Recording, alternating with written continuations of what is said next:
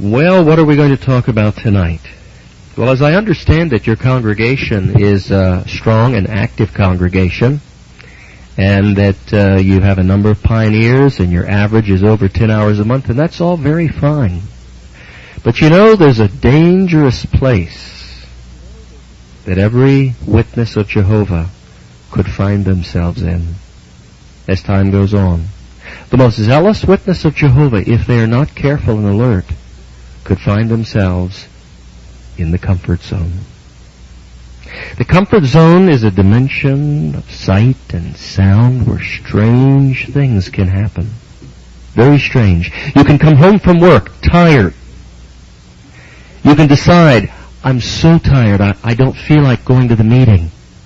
But as soon as you decide you're not going to the meeting, you have all the energy in the world to get up and sew and work in the yard and watch television and do all sorts of things. Or you may come home from work some evening, and it's the night that you should be having your family study.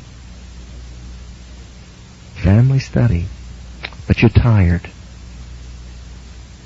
And as soon as you decide that you're going to take a nap instead of having your family study, suddenly you think of all the other things you can do. You get up and you do them. In the comfort zone. Enter a Christian family, relatively new in the truth, baptized perhaps just a year or so ago, and they're very active. They have 3 relatively young children who come to the Kingdom Hall and have their hand up for almost every question. Their hands are up like this. And they're very energetic and enthusiastic. They want to become unbaptized publishers. They want to make a dedication of their life to Jehovah. They hope to eventually be baptized, go to Bethel, go to Gilead, become a circuit overseer. They have all these wonderful goals, and over the next year, Mom and Dad auxiliary pioneer a couple of times, and the children with them, and put in almost as many hours as their parents. But then, this fine, zealous family, as the years go by, things change. Now when the family comes to the meetings, instead of their children having their hand up like this to comment, please call on me, their hands are like this. And the children, now teenagers, have their heads in their hands and are saying, when is this going to be over? The parents, when they come to the meetings, seldom comment. The family is irregular in service, or if not irregular, at least very low. But they think everything is all right. They just think they're living a busy life and that they can't do everything anymore. So the family study falls by the wayside. Meetings are missed. The children are slowly drifting. Now when you talk about goals, they're talking about college, and they're talking about a job, and they're talking about a car. Not about baptism. Not about pioneering. They're trapped in the comfort zone. Because the comfort zone is a place where Christians can find themselves when they fail to appreciate the greater sacrifice of God's Son, Jesus Christ. Jesus talked about how to stay out of the comfort zone, and obviously many of you here, if not most of you, are following his advice. It's found in the book of Luke. The book of Luke, and we want to go to the 13th chapter of Luke. In verse 23 it says, Now a certain man said to him, Lord, are those who are being saved few? There was a belief among some of the Jews that there was a limited number that would receive life. And this man may have been asking that question in the belief that just a few were going to receive life, like perhaps predestinarians have believed, or Calvinists. Jesus answers the question, though, not with a simple yes or no, but with a statement. And he's not answering the man, but he's answering everyone there whom heard the question. And his answer is, exert yourselves vigorously to get in through the narrow door, because many, I tell you, will seek to get in but will not be able. When once the householder has got up and locked the door, and you start to stand outside and to knock at the door saying, Sir, open to us, but in answer he will say to you, I do not know where you are from. Now, here Jesus uses the expression, exert yourself vigorously, in response to the question, how many are going to be saved? What he's showing is that our being saved through this time of trouble that we're living in now and through the end of this system will depend upon our willingness to exert ourselves in our service to God. Exertion in the ministry, in our family study, in meeting attendance, in putting on the new personality. Because you see, sometimes we'll even have those zealous in the ministry who really exert themselves in starting and conducting Bible studies, but who will not exert themselves to change personality traits that are irritating and disturbing to others.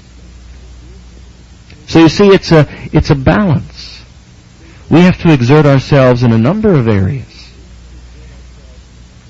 Well, he goes on to say, notice as he explains this, and once the householder has got up and locked the door, and you stand outside and to knock at the door saying, "Sir, open to us."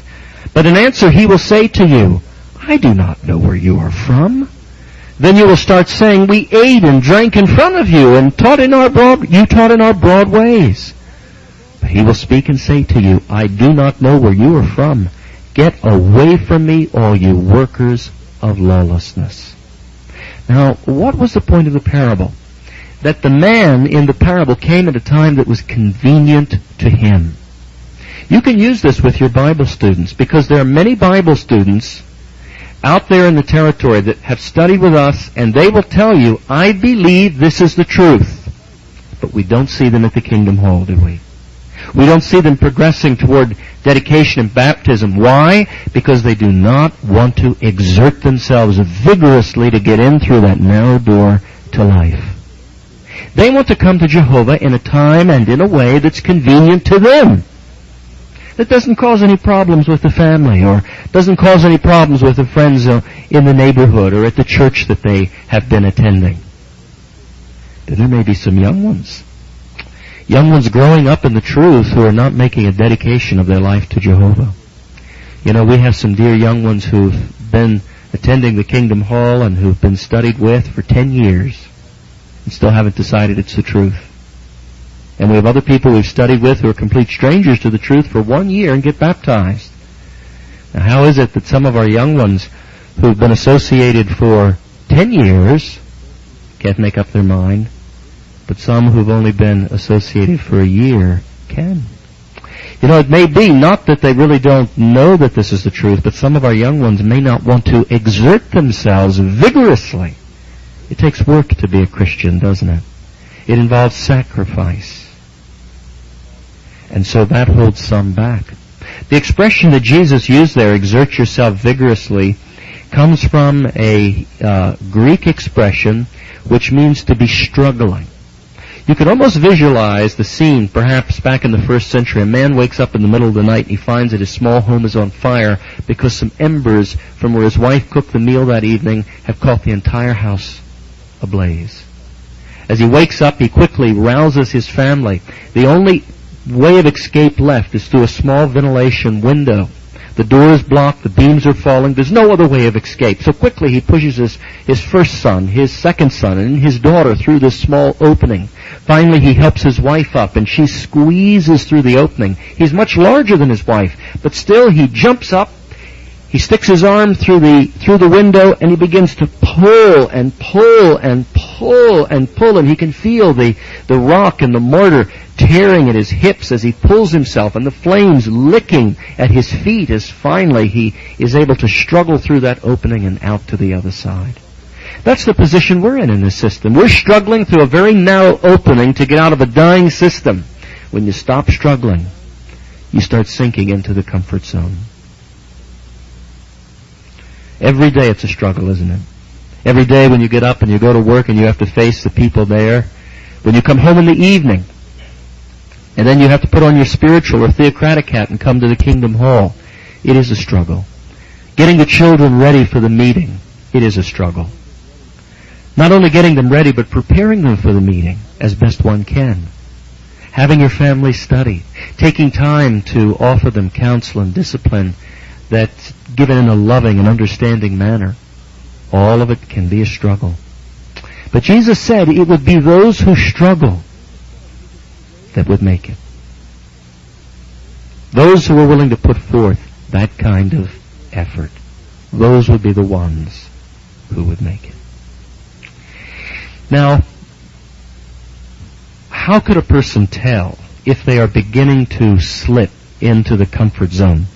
Well, if you'll turn the page over in your Bible to the parable Jesus gives, beginning in verse 16, he talks about a certain man who was spreading a grand evening meal, and he invited many. Now this parable in its strict application talks about Jehovah's invitation to the nation of Israel to become the bride of Christ, and particularly to those who were the leaders among the people, the priests and judges and so on. However, we're going to apply the principle of begging off, and we're going to kind of extend the principle a little bit. You notice in verse 16 it says, Jesus said to him, a certain man was spreading a grand evening meal, and he invited many.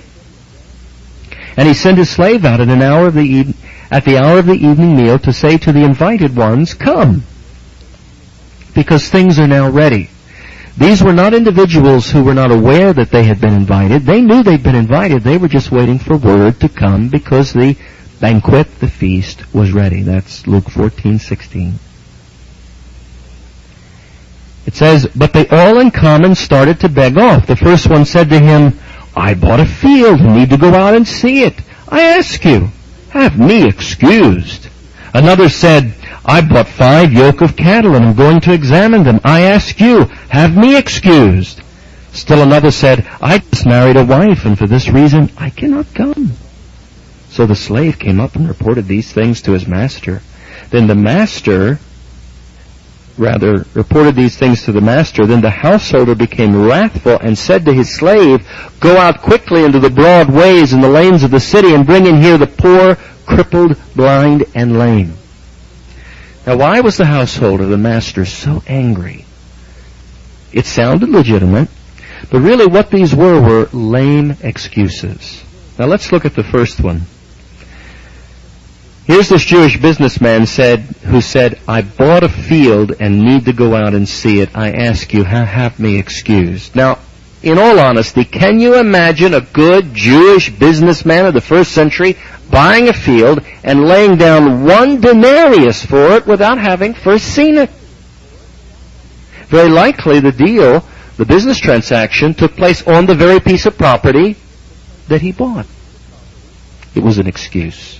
And the next one says, I bought 5 yoke of cattle. Would you go out and buy a tractor to plow your field that you've never seen before? Just call the guy up on the phone and say, hey, here, you got a tractor for sale. I'll take it. I'll come down and look at it this afternoon.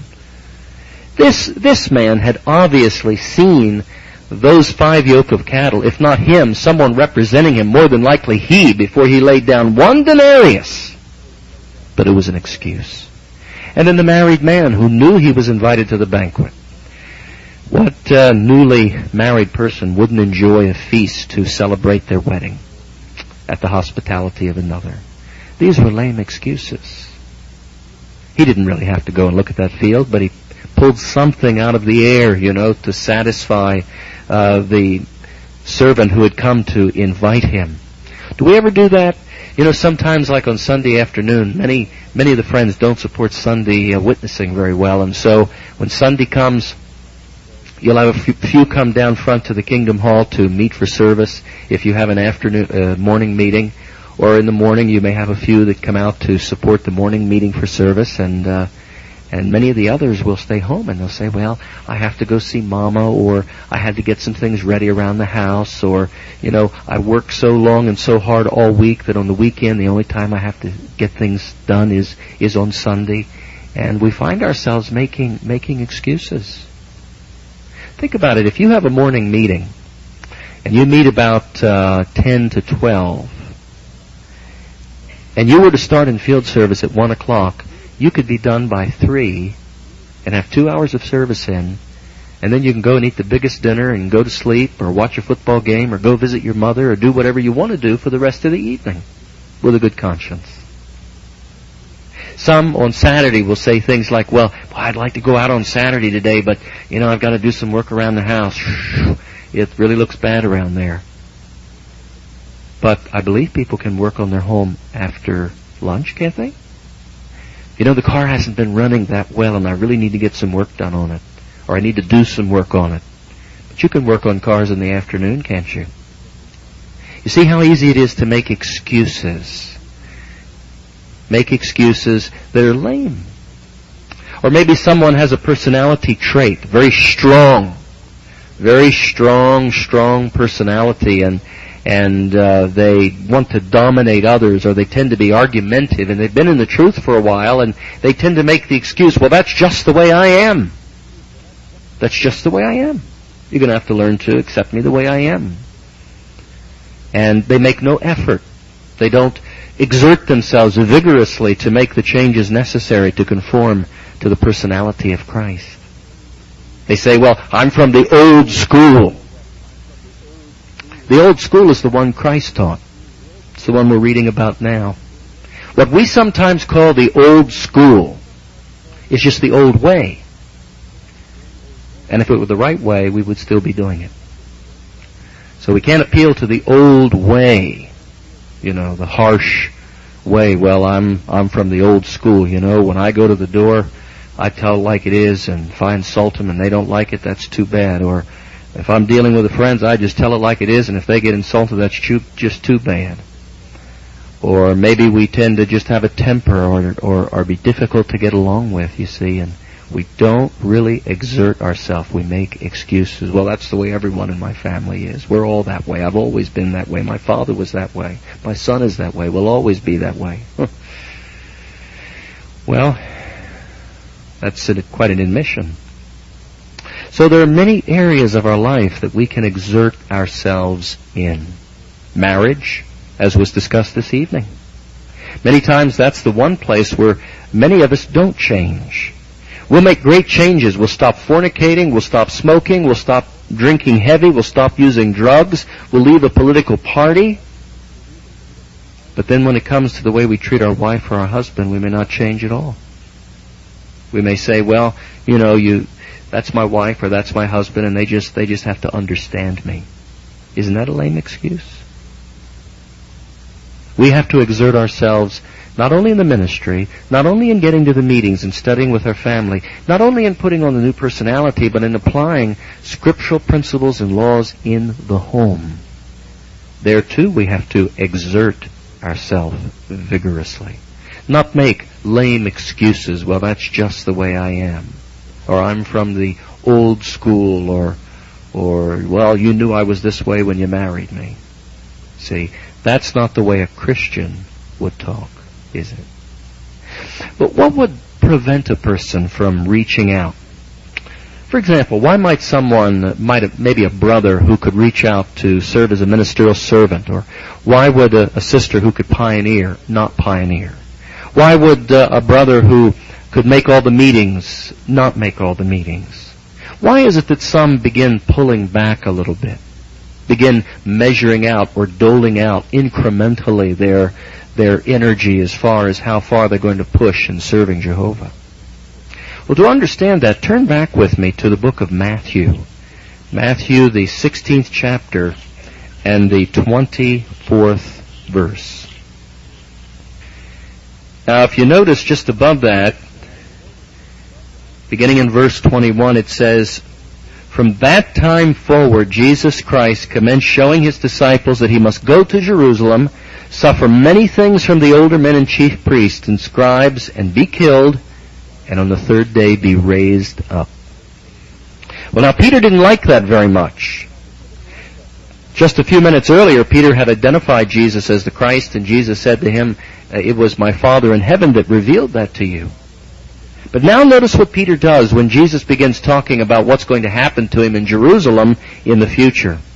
At this, Peter took him aside, evidently pulling him away from the group, and commenced rebuking him, saying, "Be kind to yourself, Lord.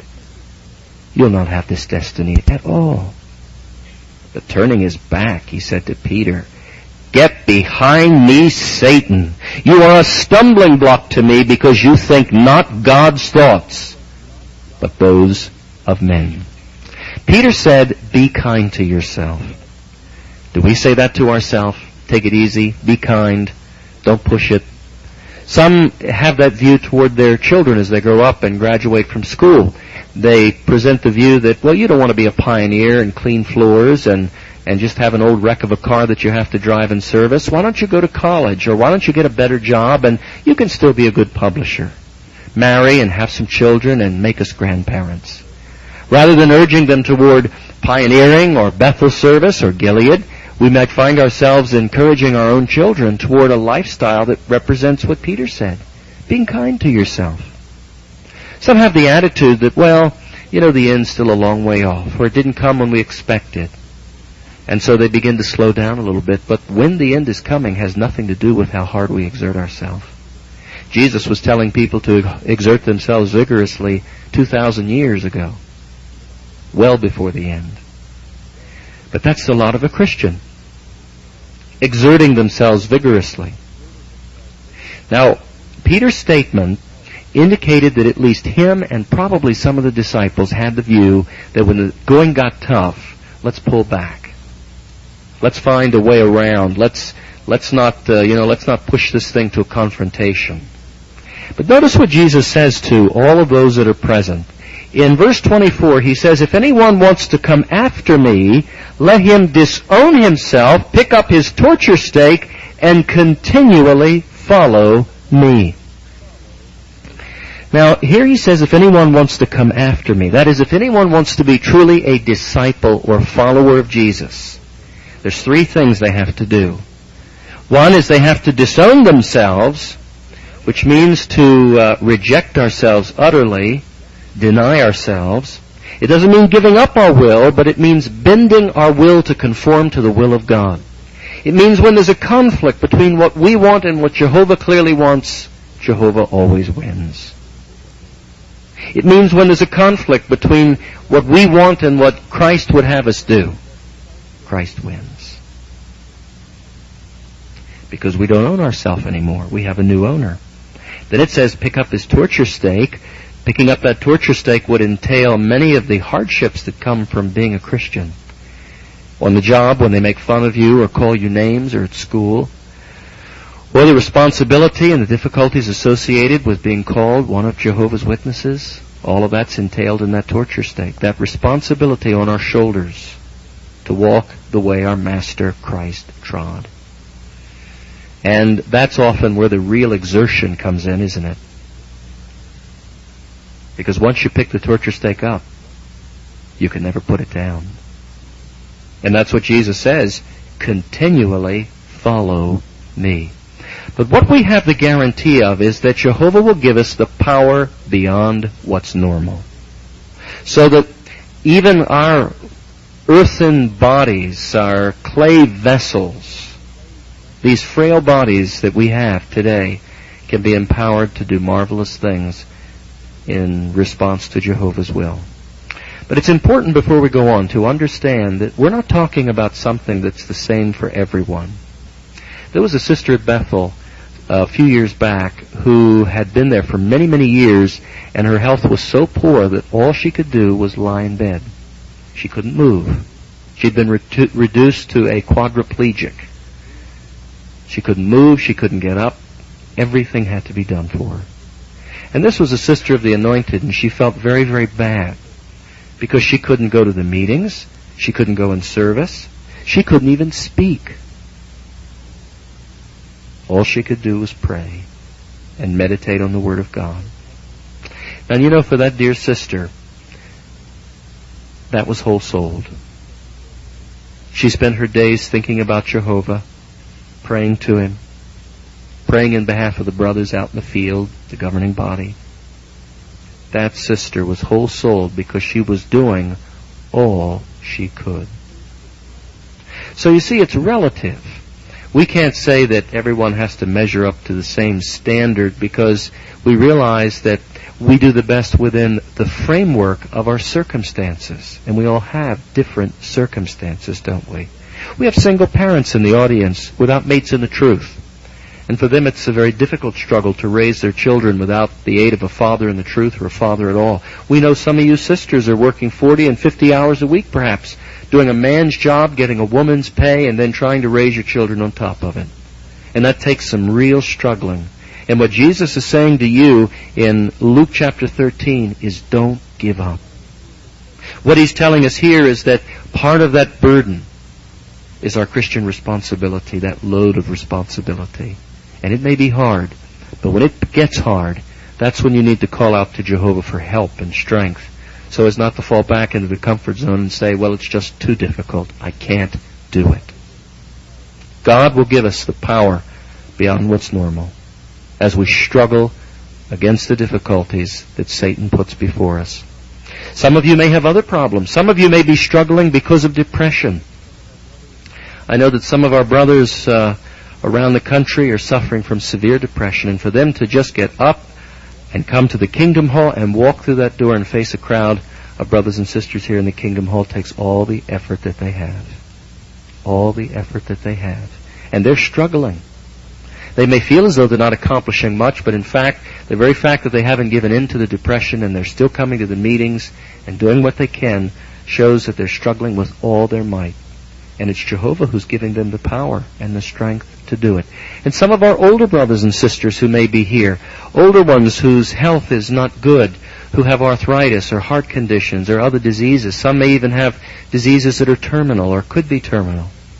As you struggle every day to serve Jehovah, struggle against discouragement, struggle against the aches and pains within the body to come to the Kingdom Hall and to share whatever you can in the field ministry. Jehovah appreciates that because you're giving your all. And while your all may not be the same as someone else's, it's what you can give according to your circumstances. And not taking the position, well, I'm going to go easy on myself.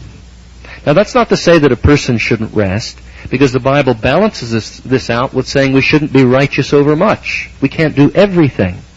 Also, we know the Bible says that better off is a live dog than a dead lion. So we don't want to be like a flash in the pan where we work hard, unreasonably so, to a point where we burn out. We have to pace ourselves in the work that we do as we struggle in this system to stay on that narrow road and to stay out of this system and to stay busy in Jehovah's service. We know that we have to pace ourselves. But pacing ourselves doesn't mean holding back. It just means understanding that there are limits and that we have certain goals that can be reached and certain goals that may have to wait. But why would a person ever pull back from their dedication? Well, it's kind of like a contract. If you've ever bought something, you know that what they give you in the big print, in your contract or in your guarantee, what they give you in the big print, they take away in the little print. And if you've ever had anything break, and you've taken it back to the manufacturer, taken it back to the store, and they say, oh, I'm so sorry. And then they go on to explain all the reasons why you're not covered. In other words, most guarantees today have all kinds of fine print that show that it's really very limited what the warranty provides. Well, now our dedication is unreserved. In effect, when we dedicate our life to Jehovah, we say, yes, Jehovah, you want me to clean up my life? I'll do it with your help. Jehovah, you want me to get rid of that temper? I'm going to be working on it every day. It's a struggle, but I'm going to do it because I know that's what you want. Jehovah, you want me to pioneer because my circumstances permit? I'll do it. You want me to reach out to be a ministerial servant or elder because my circumstances permit it? If that's what you want, that's what I'll do. Jehovah, if you want me to love that brother or sister that's so difficult to get along with, because you've asked me to do it, I'll do it. And I'll struggle to do it with all my might, because I have given my life to you. Now what can happen is we begin to make exceptions. We begin to say, Jehovah, I'll do whatever you want, just don't ask me to be a pioneer, even though I am retired and have the time to do it. Or, Jehovah, I'll do whatever you ask, just don't ask me to forgive and love and get close to this certain brother or sister because they drive me crazy. Or, Jehovah, I'll do whatever you ask, but please don't ask me to make that change in my personality because that's the way I am. I can't help it. I'm an exception. Certainly you'd make an exception for me, wouldn't you? You see how we can pull back from our dedication and write into it little exclusions that say, well, I don't have to. I don't need to. Jehovah would understand. But the fact is our dedication is unreserved, isn't it? And when we said yes to Jehovah at the time of our dedication, it meant that we would say yes to whatever we could and would do. Now, the real motivation for everything must be our love and appreciation for Jehovah and Jesus Christ. Notice how the Apostle Peter puts this. We've had a series of watchtowers on it. Series of watchtowers. And you'll notice beginning with 2 Peter 1:5. Peter here describes a progression in growth in the truth. Now, we all grow at different speeds. Some of us are like snails. We don't seem to move very fast, but after a while, we cover quite a distance. Some of us are like birds that flit from one tree to another. We make a burst of progress, and then we stop. And then we make another burst of progress, and then we stop. The important thing is that we keep making progress. And don't compare yourself with someone else. Always compare yourself against yourself. Notice it says in verse 5, yes, for this very reason, by your contributing in response all earnest effort, supply to your faith virtue, to your virtue knowledge, to your knowledge self-control, to your self-control endurance, to your endurance godly devotion, to your godly devotion brotherly affection, to your brotherly affection love. For if these things exist in you and overflow, they will prevent you from being either inactive or unfruitful regarding the accurate knowledge of our Lord Jesus Christ. It says there, put forth earnest effort. You know, I remember a sister in one of our circuits who was a very poor reader. None of us knew this. She was about 42 or 3 years old, had some fine children, but she could barely read. She was one of those people who had hidden it from the majority. She found other ways of getting around it. So she never really made return visits. She didn't really start any studies because she felt she couldn't. She can't read, and she was embarrassed in exposing that to other people. But we had a program where we were talking about the importance of relying on Jehovah and not giving in to ourselves, but putting forth the effort and letting Jehovah produce the results. Well, this sister who couldn't read made up her mind that she was going to try to start a Bible study, and she was going to leave the results in Jehovah's hands. She got up the courage after praying about it and went to her next-door neighbor who showed some interest in her informal witnessing. She took the PE book, she took a Bible, she went over and asked the woman if she would like to have a Bible study demonstrated, and she said yes. She gave her the book, gave her the Bible. She had the woman read the paragraph and ask the question, because she couldn't read the question. And then look up the scripture, and then the sister, who knew the truth, would tell her whether her answer was correct or not. And the woman accepted the study. And the sister said that when she left the woman's house, there were 3 steps down to the pavement, and she jumped all 3 and clapped her hands and said, with Jehovah, anything is possible. She exerted herself beyond what, you see, she might have felt that she had to. She didn't say, be kind to yourself, you can't read. She exerted herself, she followed through, and Jehovah blessed her efforts. When we came back 6 months later, that Bible student was seated next to her at the Kingdom Hall and was an unbaptized publisher.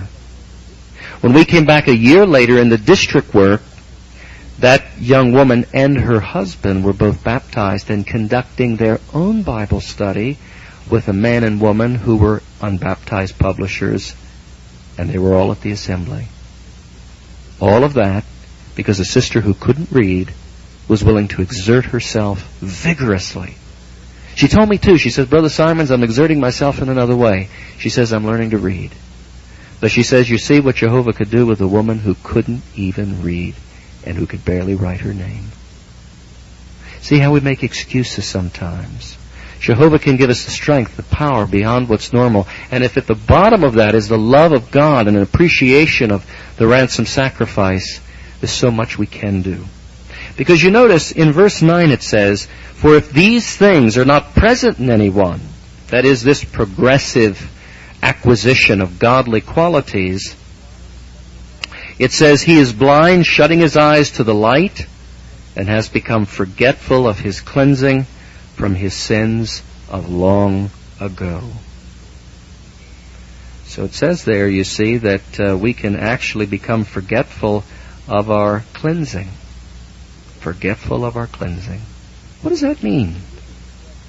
Well, what it's saying is that we could forget really about the ransom sacrifice and the tremendous price that was paid to buy us from eternal death. Turn with me back to John, the 18th chapter, And let's notice the events surrounding the death of Jesus. Now, the Lord's evening meal had been instituted. Jesus was identified in the Garden of Gethsemane sometime early that morning, well before daylight, sometime after midnight, by Judas Iscariot. And you remember Judas gave him that betrayal kiss. Verse 10 says, "Then Simon Peter, as he had a sword, drew it and struck the slave of the high priest and cut off his right ear," or cut his right ear off. The name of that slave was Malchus. Jesus, however, said to Peter, "Put the sword into its sheath. The cup that the Father has given me, should I not by all means drink it?" Then the soldier band and the military commander and the officers of the Jews seized Jesus and bound him, and they led him first to Annas, for he was father-in-law to Caiaphas, who was the high priest that year. And Caiaphas was in fact the one that had counseled the Jews that it was to their benefit for one man to die in behalf of the people. Now you'll recall that Peter and John stayed just outside in the courtyard, and they heard some of the proceedings that were going on in this illegal meeting prior to going to the house of Caiaphas. Here Jesus was illegally tried in a highly improper way. Peter denied Jesus, you recall, before a cock crowed. And then Jesus looked at him and he bitterly wept because he knew that he had failed to live up to what he had claimed, that he would go with Jesus into death. Well, you'll notice after going to Caiaphas, the high priest, then finally they take him to the governor's palace. It says in verse 28, "Then they led Jesus from Caiaphas to the governor's palace. It was now early in the day. But they themselves did not enter into the governor's palace that they might not get defiled." How hypocritical. They had already been defiled by this illegal meeting of the Sanhedrin there in the home of Caiaphas. Therefore Pilate came outside to them because they wouldn't come inside, and Pilate's mansion, his governor's house, was located in the area of the Temple Mount, so it would have been an easy access from the Garden of Gethsemane and the Temple. Therefore Pilate came outside to them and said, "What accusation do you?" In answer they said to him, "If this man were not a wrongdoer, we would not have delivered him up to you." Hence Pilate said to them, "Take him yourselves and judge him according to your law." The Jews said to him, "It is not lawful for us to kill anyone." This in order that the word of Jesus might be fulfilled, which he said to signify what sort of death he was destined to die. So Pilate entered into the governor's again and called Jesus and said to him, "Are you the king of the Jews?" That was an important question, and really it was the only question that was of any concern to Pilate, because there was a law within the Roman realm called lese magistrate. That particular law meant to injure the majesty of the Caesar. And anyone who presented themselves as a king or tried to make themselves a ruler in opposition to Caesar, the punishment was death. But Pilate knew Jesus was no king. You notice Jesus says, "Is it of your own originality?" In other words, if you search this out, Pilate, do you know for a fact that I'm a king? Or did others tell you about me? Pilate answered, "I'm not a Jew, am I? Your own nation and chief priests delivered you up to me." In other words, Pilate recognized this was a squabble among the Jews, very likely one of jealousy, because of Jesus' popularity among the people. So he says to Jesus, "What did you do?" Jesus answered, "My kingdom is no part of this world. If my kingdom were part of this world, my attendants would have fought." In other words, he wouldn't have told Peter to put his sword back in its sheath. And there would have been a bloodbath there in the Garden of Gethsemane, but there wasn't, because you cannot defend a spiritual kingdom by carnal means. And that was the point that Jesus was making, and Pilate knew that indeed if Jesus had been trying some kind of rebellion, they would have had a fight there in the Garden of Gethsemane, but there was none. He says, "If my kingdom were part of this world, my attendants would have fought that I should not be delivered up to the Jews. But as it is, my kingdom is not from this source." Therefore Pilate said to him, "Well, then are you a king?"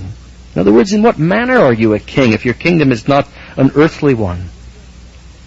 Jesus answered, "You yourself are saying You yourself are saying that I am a king. For this I have been born, and for this I have come into the world, that I should bear witness to the truth. Everyone that is on the side of the truth listens to my voice." Pilate said to him, and no doubt spoke in the tone of a cynic, a Roman cynic who did not believe in truth. No doubt he said, "What is truth?" In other words, you have your truth, I have my truth. And after saying this, he went out again to the Jews and said to them, "I find no fault in him. Moreover, you have a custom that I should release to you a man at the Passover. Do you therefore wish me to release to you the King of the Jews?" Ooh, how that must have hurt them. Then they shouted again, saying, "Not this man, but Barabbas." Now Barabbas was a robber. At that time, therefore, Pilate took Jesus and scourged him, and the soldiers braided a crown of thorns and put it on his head, and arrayed him with a purple outer garment. Now that scourging was very painful, and it was considered part of the impalement process. No doubt Jesus was tied to a post with his hands above his head. He was probably stripped of his clothes, and a man of enormous size and strength took what would have resembled a cat of nine tails with bits of metal and bone on the ends of each of those leather thongs, and whipped him and whipped him and whipped him until the metal and the bone cut deeply into the flesh of Jesus' back, and the blood began to flow. So he was no doubt greatly weakened by that whipping that he took, and then they took the crown of thorns, pushed it down into his head until his head began to bleed, hitting it with a stick like that on top, spitting in his face, saying, "Good day, you King of the Jews." What a humiliation for a perfect Son of God who had done nothing wrong. What a humiliation for a perfect Son of God who was in fact the instrument God used in the creation of men. What a humiliation. What a pain.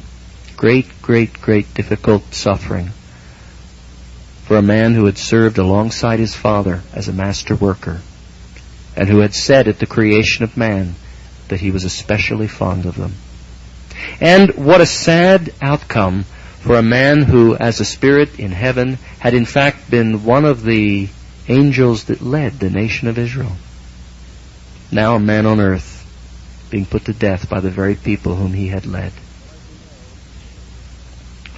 Well, as you know, they went back and forth and back and forth. Pilate was astounded at Jesus' composure. But finally he acquiesced when they threatened to tell Caesar that he was releasing a man making himself a king of the Jews. And so Jesus was taken off to Golgotha. He carried the torture stake part way, had to be helped. No doubt he was nearly crushed under the weight of it. Finally it was laid down. His feet and hands extended. A nail was driven into the lower part of his, into his feet, into the stake. Not by a little nail we build houses with, but probably with one we would be more likely call a spike. And then nails were driven, or spikes were driven through the lower part of the hand and the wrist area. And then they hung him up. It really was a matter of slow suffocation. It would have been very difficult to breathe in that position on the torture stake. But Jesus had the presence of mind to witness to the evildoer, to say to John, "See your mother, Mary. Mary, see your son." And then he expired. But before he expired, he said to his Father, "It has been accomplished." Now, the thing that we must remember is that when Jesus died, it was we who deserved the death. It was we who deserved the punishment. In fact, Isaiah 53 puts it so beautifully. Isaiah 53, you'll notice it says in verse 3, "He was despised and was avoided by men, a man meant for pains and for having acquaintance with sickness. And there was as if the concealing of one's face from us. He was despised, and we held him as of no account. Truly, our sicknesses were what he himself carried, and as for our pains, he bore them. But we ourselves accounted him as plagued, stricken by God, afflicted. But he was being pierced for our transgression. He was being crushed for our errors.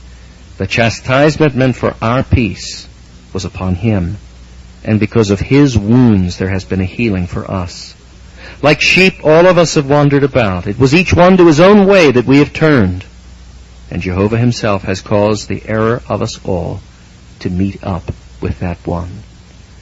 Your sin, my sin, died with Him on that stake.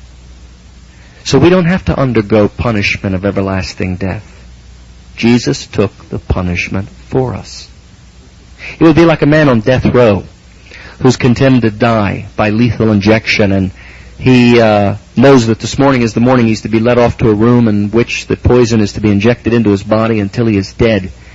He hears the warden walking down to his cell. He hears the keys jangling at the side of his belt, his feet on the pavement, knowing in just a few minutes he'll be dead. The warden walks up to his cell, looks at him and says, "Son, today you will not die." "Why? I've been declared innocent." "No, you're not innocent." But a man came in today who claimed to be a relative of yours. And he said, "I'll do it. I'll take the punishment for him. You give me the injection and let him go." That's what Jesus did. He took the punishment that we deserved. If we ever forget what Jesus did, then indeed we will be trapped in the comfort zone. Because our sacrifice, in comparison to His sacrifice, is very small. So may none of us ever, ever, ever be trapped in the comfort zone. And that concludes our program.